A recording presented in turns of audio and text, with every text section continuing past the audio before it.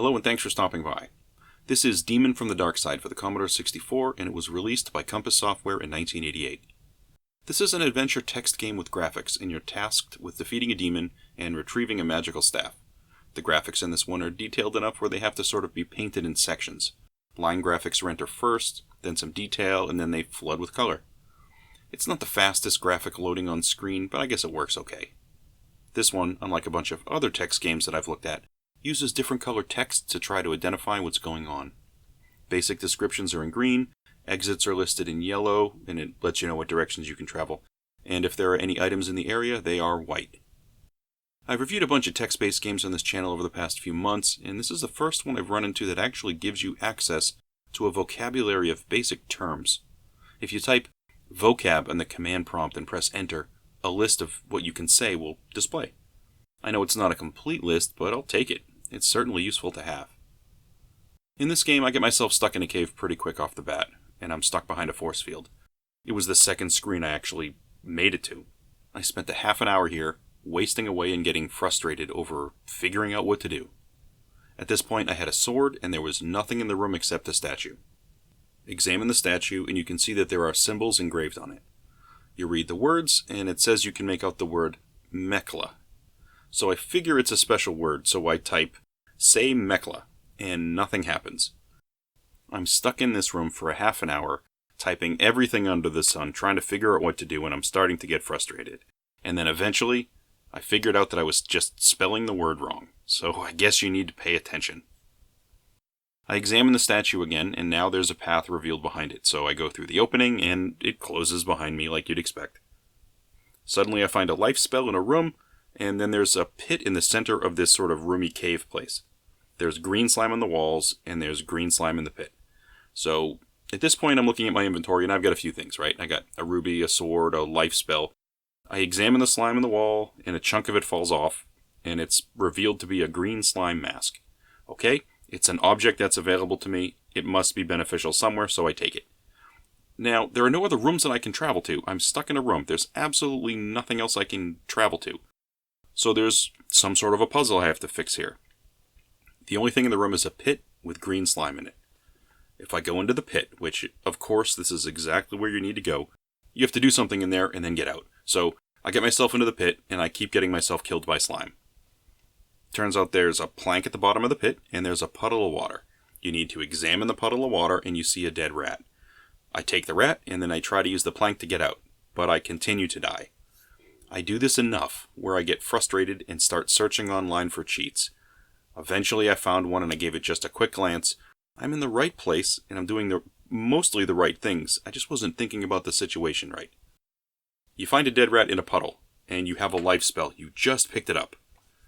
Oh, it's pretty straightforward. I go back into the pit, I search the puddle and find the rat, and I cast the life spell. The rat comes to life and runs off, and then he speaks. He says his name is Sid, and he'll help me later in the game if I need him to. Well, after an explanation like that, I'm sure he'll be back later in the game. Well, now we still need to get out of the pit, right? So I keep trying commands, and I keep getting myself killed. The trick is with the wood plank, of course. And eventually, through some testing, I figured out a bit of how this game is operating.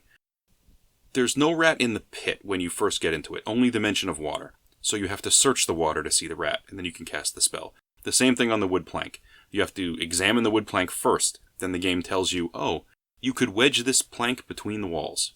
Okay, we have to do things in a certain order, I guess. I type wedge plank on walls, and it doesn't work. Wedge plank between walls doesn't work either. So eventually I get super simple with this, and I just say wedge walls, and it works. Then I type climb plank, and now I'm out of the pit. So there's still nothing to do in the room at this point that I can find, so I head back to the statue, which is now blocking the path. I examine the statue again, and I get a new description. The statue's left eye is missing. And the socket is small as a gemstone, they say. Okay, I guess the lesson here is you need to search things more than once and often. I type use ruby and socket, and that works. And I have to say, if I didn't find the ruby before I got trapped in the first cave, I think the game would be over right here. Basically, when the game starts, you have two directions you can go. One puts you right into the cave and you're suddenly trapped, and the other one lets you go one screen away and you can find a ruby there. It's good to get the ruby first and then go into the cave. Basically, the ruby here opens a new path, and now I can walk down a hallway in a few different directions. One path gets me killed immediately by a demon, so I head the other way. When I died, the game showed me how far I made it in the game, and at that point, I'd only scored 17% on 51 turns. So I go in the other direction, I get killed by a horde of demons. So, I have a slime mask, and that seems to be the only thing really in my inventory that I could use. So, I wear the mask, and now the horde of demons doesn't see me. After they don't see me, I can get this teleport spell that's there, and I head back to the demon on the other end of the tunnel. Well, that demon's going to kill me, so right before I see him, I cast the teleport spell. It works, and it gets me on my way. So, fundamentally, I haven't gone through many zones at this stage. Everything is really condensed or tight. Basically, the game is moving in really small chunks, or at least the first quarter of the game. You seem to move 1 or 2 screens at a time, and then you got to figure out whatever that puzzle command is to get to the next screen. The thing is, there aren't a ton of items you collect in the game as you're going, at least not in the sections that I've completed. Your inventory has only 2 or 3 things in it, so it feels limited. You pick up a life spell, and after you have it, you literally are using it almost the exact same room where you find it. You pick it up, you use it. It's like walking into a room, and there's a locked door. There's a key in the floor. Oh, that was easy. You pick up the key and you get out, you unlock the door. It seems strange that things are so tightly condensed like this. It makes it feel less of a puzzle and more mechanical. It's decent enough for this type of game. It's better than some of the games I've played in this style. It's maybe a little less varied than others. I wish they'd space out the items a little more. Maybe that'd make it a little more interesting. But it's not bad, I guess. Well, that's all I have for Demon from the Darkside for this Commodore 64. Thanks for taking a look, and I'll catch you on the next video.